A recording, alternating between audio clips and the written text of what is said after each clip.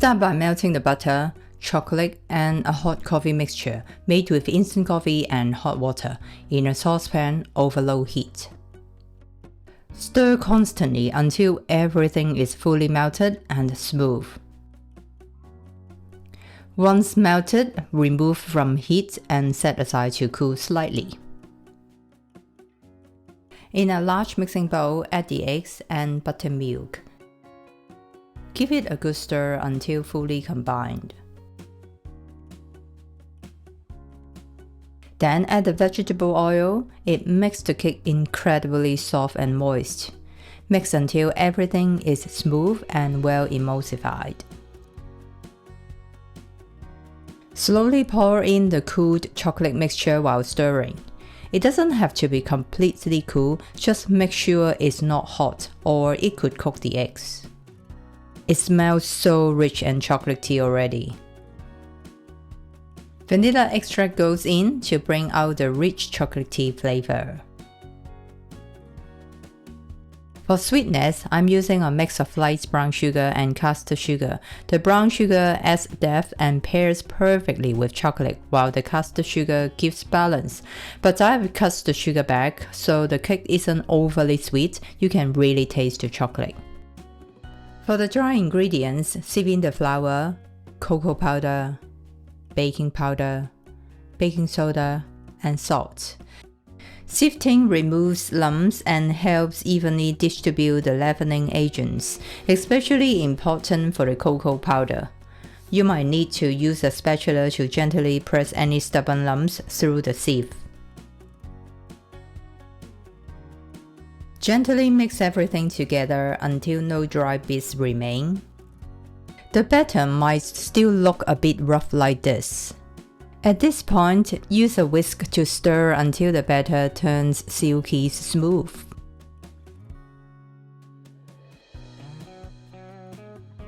Once the batter is nice and smooth, I weigh it to divide evenly between the pans. Although it means a bit more washing up, it's totally worth it. Nothing's more satisfying than perfectly even cake layers.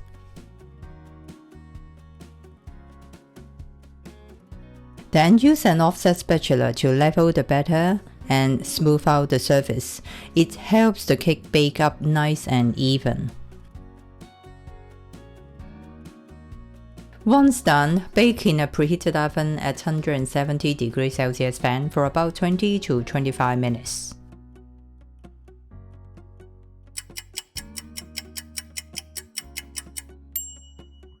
Or until a skewer inserted into the center comes out clean. Make sure to check each layer to ensure they are all baked through evenly. For your reference, mine took 22 minutes. Remove the cakes from the oven and let them sit in the pan for about 10 minutes. When they are cool enough to handle, take them out of the pans and let them cool completely on a wire rack.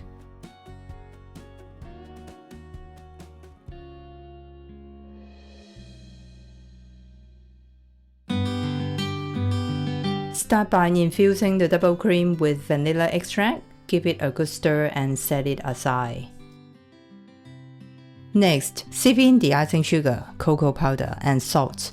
These ingredients tend to be quite lumpy, so you may need to press them through the sieve. Don't skip this step, it helps keep the frosting smooth and lump-free. Mix well to make sure everything's fully combined. Grab the chilled mascarpone cheese, make sure it's full fat, as light or fat-free versions won't work here. Add the cocoa mixture and use a spatula to gently mix it together first. This helps prevent the powder from puffing up everywhere. Then switch to a mixer and beat on medium-low speed until everything comes together. Add the vanilla-infused double cream in 2 batches. Mix until fully incorporated after each addition.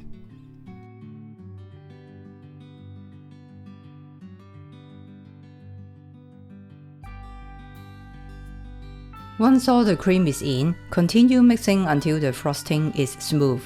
Look at that texture.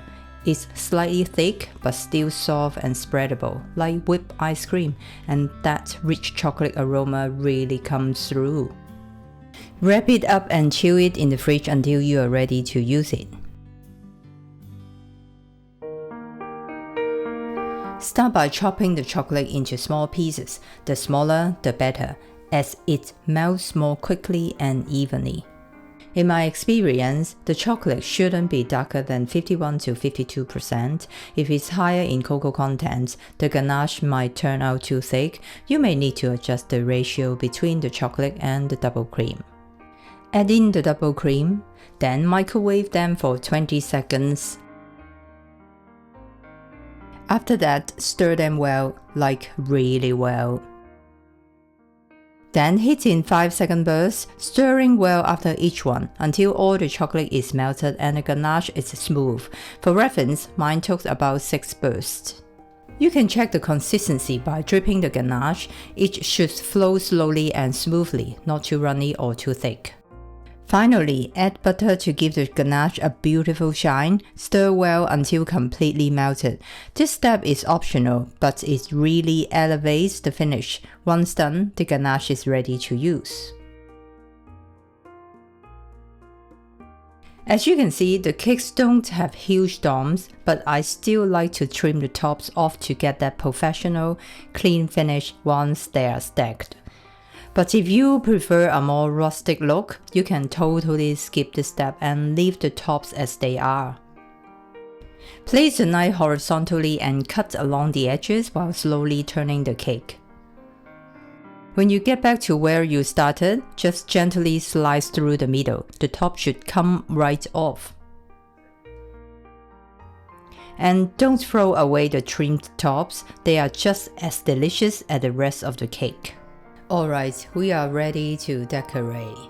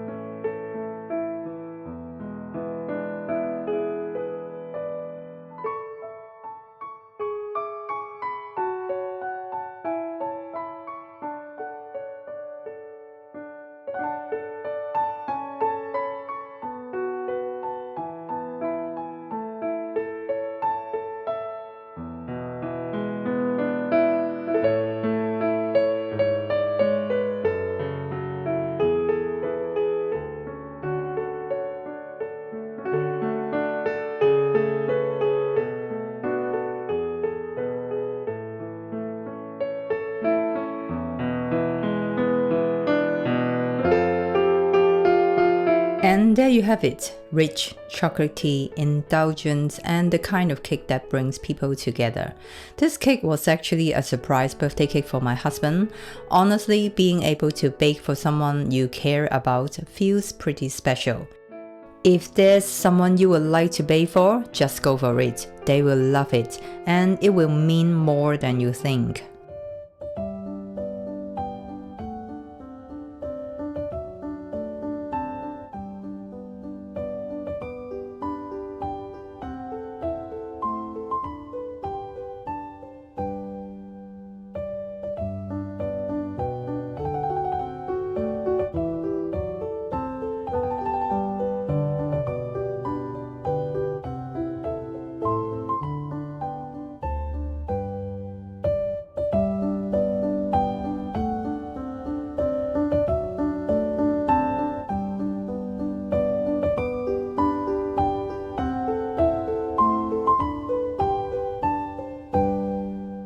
This cake may look fancy, but it's all about simple steps, good ingredients, and taking your time.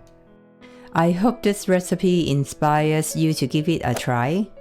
You will find the full recipe in the descriptions below, along with tips to help you get perfect layers and that silky frosting. If you found this video helpful, don't forget to give it a thumbs up and share it with other home bakers who might love a little chocolate magic. Have questions? Leave a comment. I love hearing from you, and your experience might help others too. And if you haven't already, hit subscribe and tap the notification bell so you won't miss any of my new bakes. Thank you so much for baking with me. It really means the world.